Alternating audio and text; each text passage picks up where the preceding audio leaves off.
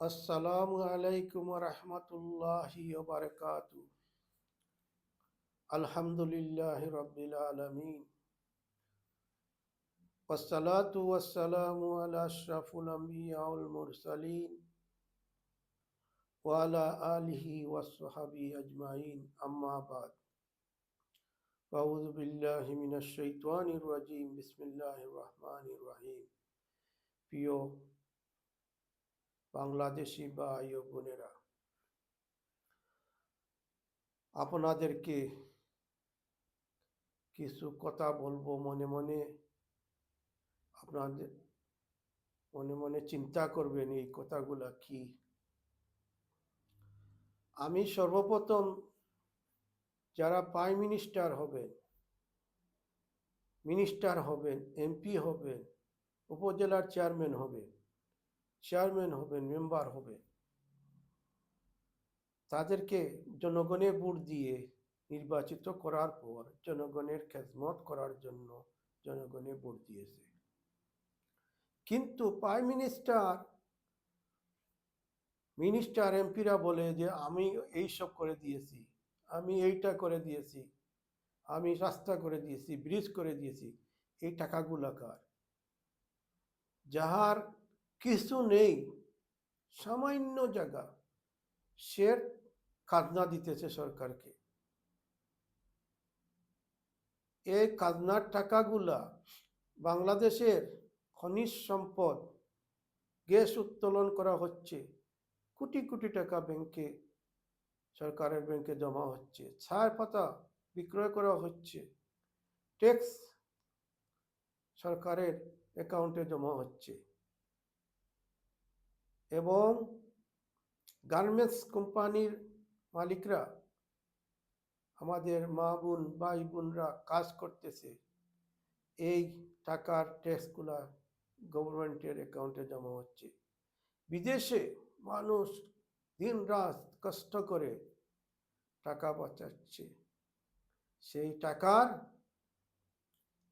রেভিডেন্স সরকারের অ্যাকাউন্টে জমা হচ্ছে, তেল উত্তোলন হচ্ছে, সেই টাকাগুলা সরকারের অ্যাকাউন্টে জমা হচ্ছে।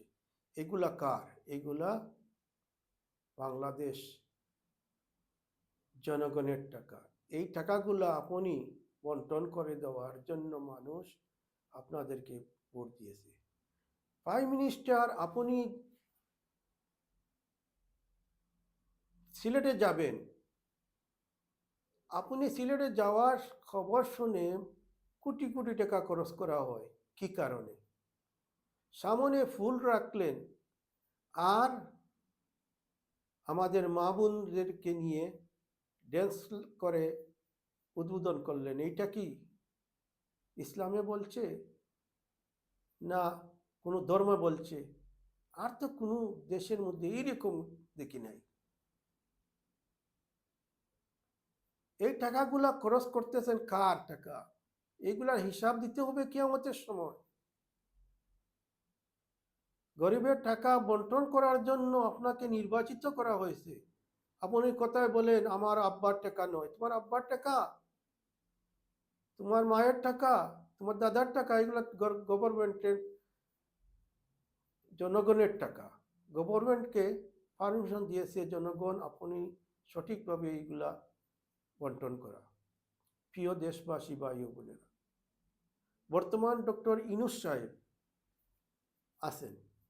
এই যে চেয়ারম্যান, মেম্বার সহ, এমপি সহ দেশের এত লোকের বেতন, গাড়ি খরচ, টাকাগুলো এগুলো পাচ্তেছে না। উনাকে সাহায্য করেন আরো 2-4 বছর।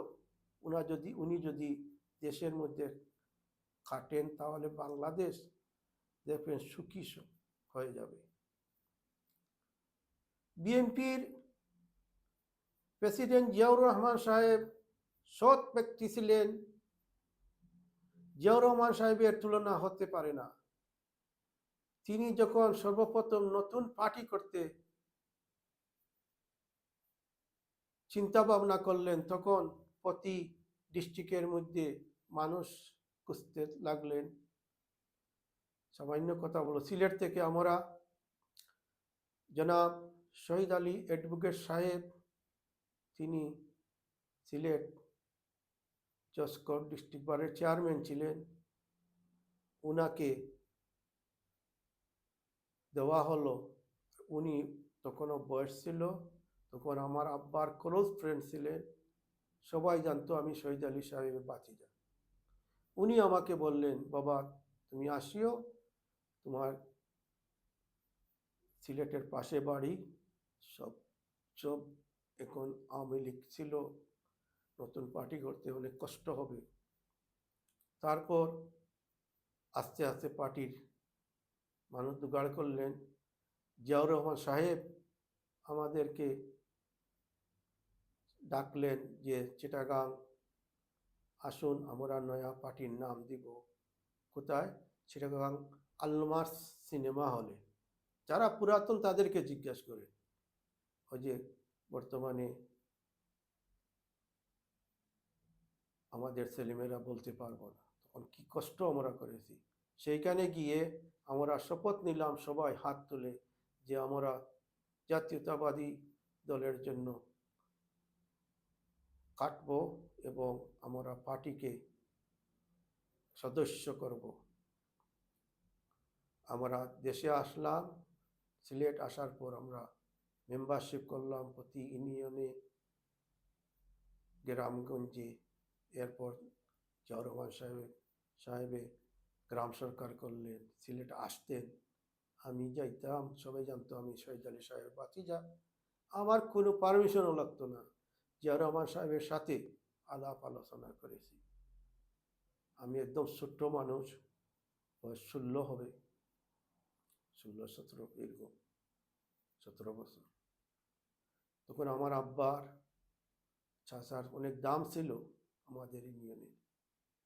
আমি, লুৎফুর রহমান এমপি, খন্দকার মালিক সাহেব, এরপর অনেক যোগদান আমাদের এখানে দাঁড়িয়েছিলেন। সৈয়দ আলী সাহেব দাঁড়ানোর কথা ছিল, তারপর তৈমুর রাজা সাহেব দাঁড়িয়েছিলেন। আমি প্রতি গ্রামে গ্রামে নিয়েছিলাম। তখন আওয়ামী লীগের প্রেসিডেন্ট ছিলেন আমার চাচার ফ্রেন্ড জনাব আবু নসর, আমাদের বাড়িতে যাইতেন, আমরা একসাথে এখানে থাকতাম। তাহলে আমাকে সবসময় ভাতিজা তুমি বিএনপিতে চলে গেলে, যেতে দেওয়া বলে, চাচা আমি তো তা উনি আর কিছু বলতেন না। আমার মা ছোটবেলা মারা গিয়েছিলেন, এই জন্য সবাই আমাদেরকে মায়া করত। প্রতি গ্রামে গ্রামে আমি গিয়ে ভোট চেয়েছি এবং কুসাই ইউনিয়নে আমি ভোটে ফার্স্ট করেছি। আমার যে সেন্টার ছিল, দেশের জন্য কত খাটনি কেটেছেন জিয়াউর রহমান সাহেব। রাস্তা খনন, গাছের চতুর্দিকে গাছ লাগানো। আমার যদি কোনো কেউ থাকে তাহলে পত্রিকাতে দেখতে পাবেন, আমি বালাগঞ্জের এখানে জিয়াউর রহমান সাহেব আসছিলেন, আর ওই মঞ্চের পিছনে আমি দাঁড়িয়েছিলাম শহীদ আলী সাহেব আর জিয়াউর রহমান সাহেবের কাছে। সবাই আমাকে মায়া করত, তকবির দিতাম। আর তারপর আমি জিয়াউর রহমান সাহেব মরা বাদে আর আমি আর কোনো দল গঠন কিছু কোথাও যাই নাই, আমি বিদেশ চলে আসলাম দুঃখ নিয়ে। এখন দেখতেছি বাংলাদেশের সবাই বিএনপিতে কাজ করতেছেন, ওরা কি করতেছে বর্তমানে। তারেক জিয়া সাহেবকে বলতেছি, আপনি মনোযোগ দিয়ে শুনেন। এমপি দাঁড়ানোর জন্য টাকা ঘুষ চাইতেছে, কে কয় কোটি টাকা দিবেন এমপির জন্য। এই টাকাগুলা দিব এমপি, আর এমপি হওয়ার পর সে মানুষের খেদমত করবো না, তার টাকা উঠাবো। ভালো মানুষকে ভোট দেন, ভালো মানুষকে ভোট দিন। বাংলাদেশের জনসাধারণকে বলা, ভালো মানুষকে ভোট দিন। আমরা লন্ডন থেকে বলার কারণ